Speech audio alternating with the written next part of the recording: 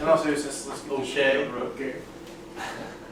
My name is Jonathan Harvey. I'm a student at LTEC 4440, and I work for Target as a retail manager. We'll be having a discussion today about gay marriage, specifically gay marriage being legalized in the United States, yes or no.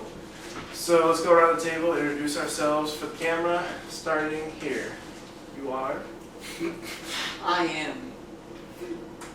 Well, what am I supposed to say though? Just a name? Please tell us who you are and what your job is. Oh yeah, okay. Well, my name is Philippe, and I'm a cashier Okay. at Target. My name is Edith, and I'm an accountant at Samsung Mobile. Okay. I'm Devontae. I'm a insurance underwriter. Okay. I'm Brian. I synergize. I'm a boss.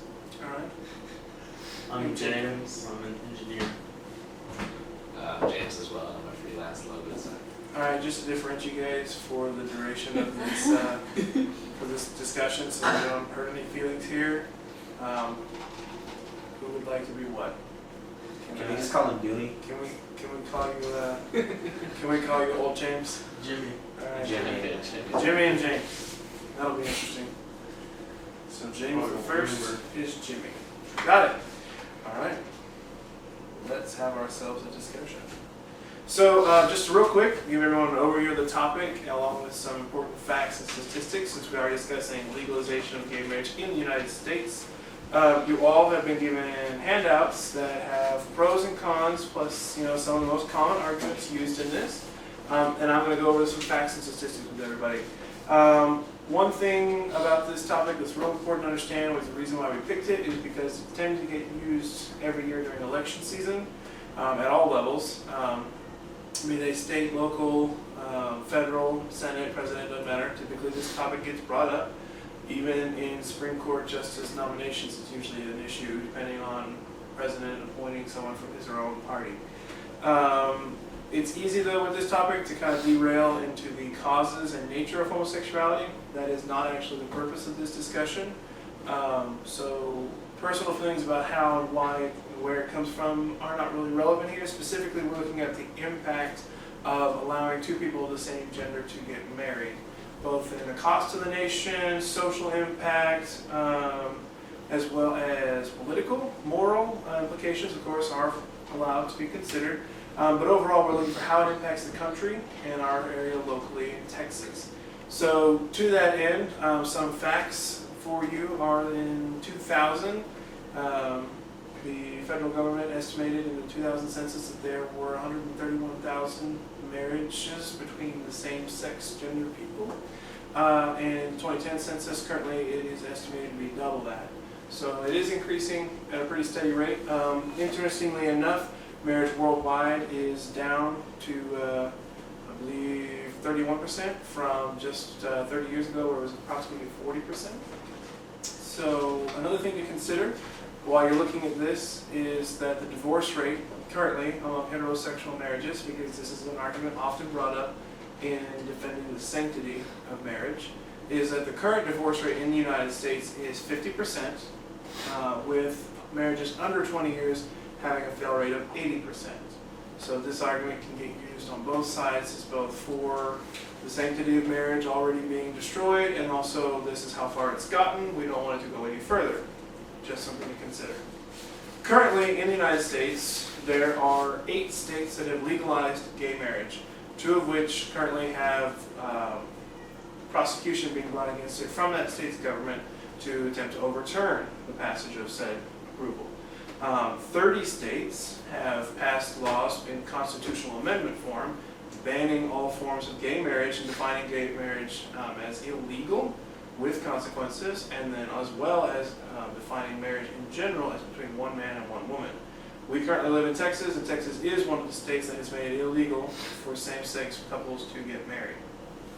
So just consider that when we're talking about the implications locally.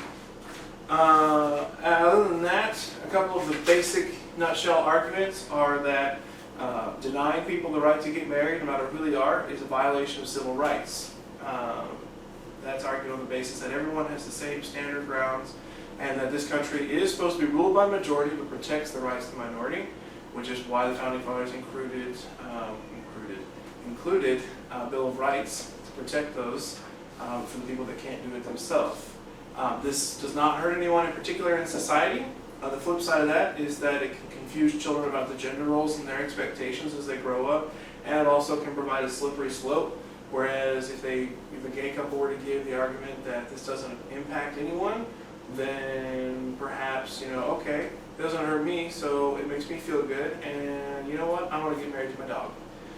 While I don't see that as being the majority of the population problem, it is something to consider, because if we allow one thing based on a certain kind of argument, then later there's legal precedent for that being applicable.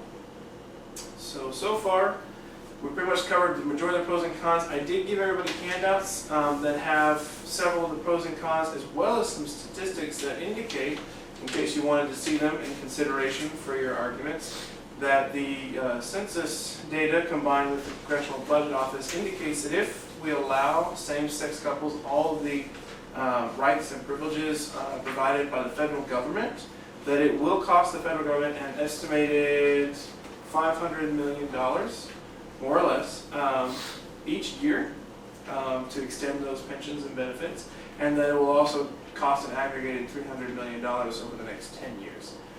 So when you're discussing financial obligations of the country when it comes to this kind of decision, that is something to consider given our current economic situation. So with all that to say, I'd like to go around first and just take a few minutes here, and I'd like to give each of y'all a minute to just kind of explain your basic thought on that knee-jerk reaction, and we'll use that to get our discussion started. So this time we'll start with James II here. What are your thoughts on gay marriage, and just without any discussion, would you legalize it? Yeah, probably. Okay. Tell us why. What's the biggest reason you think that you would want it legalized? Well, I mean, it doesn't really hurt anybody. The only people it hurts is people that are, like, insecure about their own sexuality, basically. Okay. So, I don't know. Yeah, I mean, it's not really going to affect anybody. What you do with your private life is your own business. So. Okay. So, any other thoughts before I let someone else go? You got a full minute here. You can expound on the virtues of it if you'd like. I'm a pretty open person, so Would I you don't choose really it care. for yourself? No. Okay. So that's interesting because you wouldn't personally choose it yourself. So what would be your interest in arguing that it should be allowed? Why would you force somebody to marry somebody they don't want to be with? I mean, Okay. so like, if somebody's comfortable dating a guy, why shouldn't he date a guy? Or vice versa, why should they go with a girl? Well, I have a question. Because you said, why would you force someone to marry someone they don't want, correct? Yeah. So are you saying that if gay marriage isn't allowed, you run the risk of having a lot of people get into marriages that they didn't want to because they don't have other options? Well, since vast majority of the people in America are religious, Mhm. and they try to fit within the social expectations of family and whatever else falls into that category, they're basically forced Okay. into enough, like, whatever doesn't fit for them, so. So just out of curiosity, this is completely not based on any fact on my part, but do you feel like that's a contributing factor to the current divorce rate in America? Because as we No. do legalize it, is that a possibility? No, I Okay. think that relationships, regardless if you're having a heterosexual marriage or a gay marriage, I mean, the longer you run, if gay marriage is legalized, in 200 years, you'll probably have similar statistics where marriages, regardless if they're gay or straight, are going to have problems. So. Because realistically, I guess at this point, we really don't have, it hasn't been legalized long enough to really get a feel for it. Just so you know, you did bring up an excellent point that time is kind of a distortion factor when it comes to these statistics, because in San Francisco, for the 1 month that gay marriage was legal there, over 4,000 gay marriages were performed. Conversely, 103 saying heterosexual couples were married. So